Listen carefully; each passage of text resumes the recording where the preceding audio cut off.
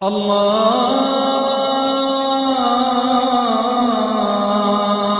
আকবার, আল্লাহু আকবার, আল্লাহু আকবার, আল্লাহু আকবার। ডক্টর জাকির, আপনি কি আরাফাতের দিনের রোজার গুরুত্ব সম্পর্কে বলবেন? আর এটাও কি বলবেন যারা হজ পালন করছে তারাও কি এই আরাফাতের দিনে রোজা রাখবে? আরাফাতের দিনে রোজা রাখার ব্যাপারে যদি কিছু বলতে হয়, আরাফাতের দিনটা হচ্ছে জিলহজ মাসের ৯ তারিখ। যারা হজ করতে আসেন তারা সবাই এদিন আরাফাতের ময়দানে আসেন, আল্লাহ সুবহানাহু ওয়া তাআলার কাছে দোয়া করেন। এ সময় আল্লাহ সুবহানাহু ওয়া তাআলা সেই মুসলিমদের দোয়া কবুল করেন যারা হজ করছেন আরাফাতের ময়দানে। এই কারণে হজযাত্রীরা যখন দোয়া করে আল্লাহ সুবহানাহু ওয়া তাআলার কাছে, তখন পুরো পৃথিবীর মুসলিম রোজা রেখে তাদের সাথে যোগ দেয়, সে তারা যেখানে থাকুক না কেন। আর একটা হাদিস আছে সহিহ মুসলিমে, খণ্ড নম্বর 2, বুক অব ফাস্টিং, হাদিস নম্বর 2603।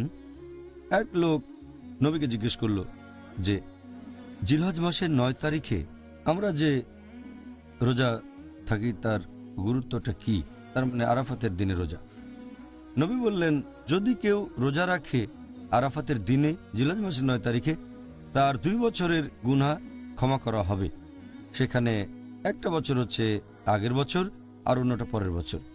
তখন আরেকজন প্রশ্ন করল যে আশুরার দিনে যে রোজা রাখি এর কারণ কি? মানে মহরম মাসের 10 তারিখ।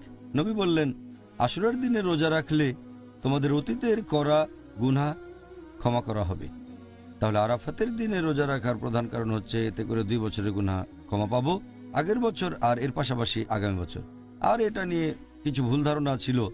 কিছু লোক মনে করে যে আরাফাতের দিনে রোজা থাকা উচিত না, কারণ কিছু হাদিসে এরকম কথা বলা হয়েছে। তবে এখানে বিশেষ করে তাদের কথাই বলা হচ্ছে যারা হজ করছে। আর একটা হাদিস এটা আছে সহিহ বুখারীতে, খণ্ড নম্বর 3, বুক অব ফাস্টিং, হাদিস নম্বর 1988। একবার আমাদের নবী হজ করলেন। সাহাবীগণ ভাবতে লাগলেন নবী তখন রোজা ছিলেন কি না। তাদের মনে দ্বিধাদ্বন্দ্ব কাজ করছিল। আর একজন মহিলা তখন নবীকে 1 গ্লাস দুধ দিলেন। নবী তখন উটের পিঠে উঠছেন আর তিনি দুধ পান করলেন, তার মানে রোজা ছিলেন না। এই নিয়মটা সেই সব মানুষজনের জন্য যারা হজ পালন করছে। হজের সময় আরাফাতের দিনে তারা কেউ রোজা রাখবে না, এর কারণ আল্লাহ তাআলা তাদের উপর অতিরিক্ত বোঝা চাপাতে চান না।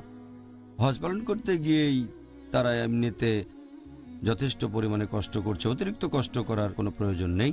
আল্লাহ পবিত্র কোরআনে বলেছেন সূরা বাকারা অধ্যায় 2 আয়াত 286 যে আল্লাহ সুবহানাহু ওয়া তাআলা কোনো বান্দার উপর তার সাধ্যের অতিরিক্ত বোঝা চাপিয়ে দেন না। আর এছাড়া যেহেতু লোকজন ভ্রমণ করছে, হজ করতে ভ্রমণ করছে, আর ভ্রমণকারী রোজা রাখা থেকে অব্যাহতি পায়, তাহলে এই কারণে যে লোক হজ পালন করছে, হজ করতে মক্কায় এসেছে, তার জন্য রোজা রাখার কোনো প্রয়োজন নেই। তবে অন্যান্য মুসলিমদের পুরো পৃথিবী জুড়ে উচিত আরাফাতের দিনে রোজা রাখা। অবশ্যই তাদের জন্য রোজা রাখা ভালো, কারণ তাহলে তাদের 2 বছরের পাপ মোচন হবে। এটা তো আমার জন্য ভালো। সুবহানাল্লাহ।